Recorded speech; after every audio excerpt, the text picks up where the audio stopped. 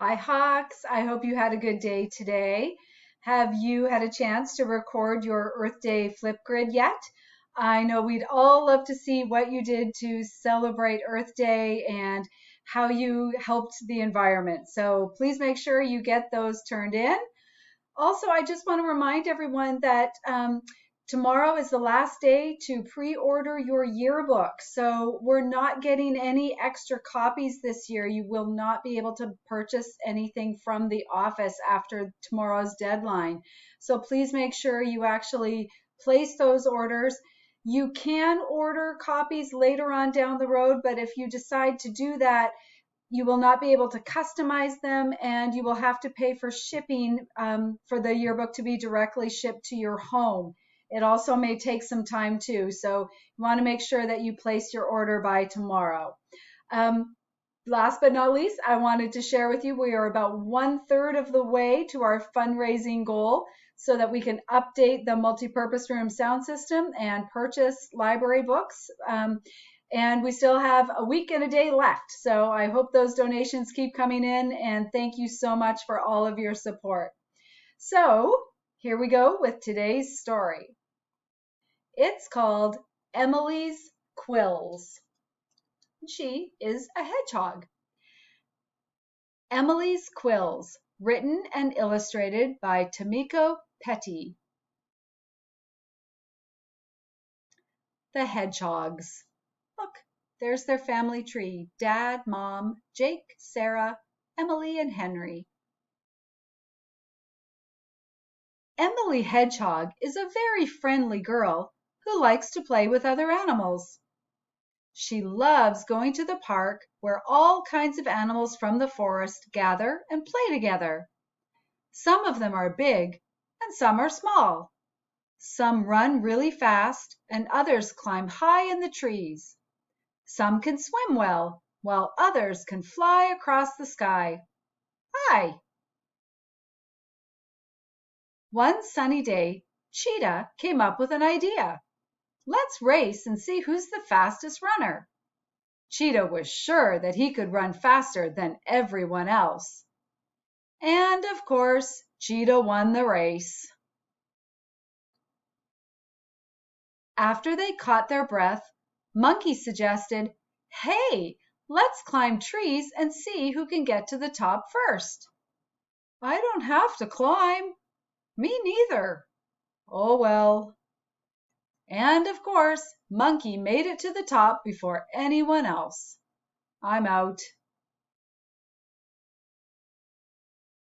After running and climbing so much, everyone was hot and thirsty, so they headed to the river to cool down and get a drink.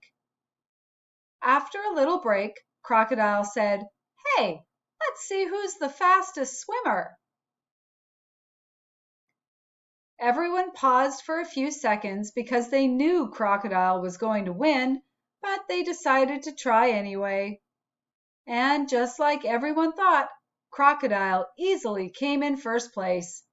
It's too shallow. I agree.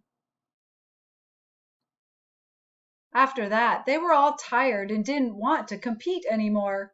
But Falcon had his own idea. "Hey, why don't we see who can fly the fastest?" But no one wanted to race with Falcon. Emily started feeling bad and said, "That's not fair. I can't even fly because I don't have wings. How come everyone wants to race? I just want to play and have fun together." She started to lose confidence because she felt like she wasn't good at anything. "I agree. You know what? I'm not good at running, but I'm strong and I can carry heavy things," said Elephant. "Yeah, you're right. I can't climb, but I can easily reach the tasty leaves at the tippy tops of the trees," said Giraffe. "Giraffe and Elephant are right," thought Emily. "I wish there was something I could do better than anyone else. All I have are these quills that get in the way and poke my friends. Ouch!" "Uh-oh, I smell something burning," Elephant exclaimed. It seemed that Elephant had another talent that no one else did. Giraffe looked around and yelled, "Hey, I see a fire over there, and I can hear someone screaming." It seemed that Giraffe had other talents too. "Oh no! Squirrel is surrounded by fire!" Falcon had amazing eyesight and headed straight for Squirrel to help her. "I'll run to the fire station and let them know about the fire," Cheetah said, and dashed off as fast as he could. Meanwhile, Falcon swooped down quickly and lifted Squirrel up and away from the dangerous fire and smoke. "Squirrel is unconscious!" screeched Falcon. "Put her on my back," growled Crocodile. "She needs to be cooled down in the river." Squirrel had been rescued by her friends, but she was still very sick. Everyone was exhausted. The sun was going down and it was getting dark quickly. "What should we do? It's getting dark." "We shouldn't move her. She's really sick." "I'll watch her. It's easy for me to stay up all night because I'm a hedgehog," Emily volunteered. Emily knew she could help Squirrel. "Monkey, could you get some nuts and fruits for Squirrel, please?" she asked.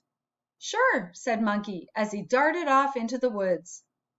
"And can you guys find Squirrel's parents and tell them where we are?"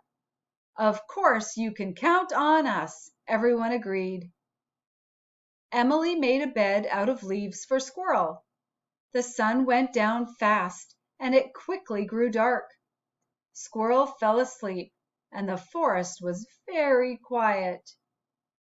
Emily wasn't scared at all, because the peaceful moon kept her company in the night sky. She started feeling very tired and getting sleepy. Right when Emily was about to fall asleep, something startled her. She was sure that she heard another animal moving in the bushes. She held her breath as she saw two bright eyes appear in the darkness. Emily knew right away that it was a hungry fox looking for his next meal. In a split second, he leapt from the bushes and was heading straight for Squirrel. Emily quickly covered Squirrel with her body and made sure that every single quill on her back was as straight and as prickly as possible. It worked! Emily's quills poked the fox in the nose, and he ran off, yelping in pain. Squirrel was feeling much better by the next morning. Her friends brought Squirrel's parents, and they were very happy to see her.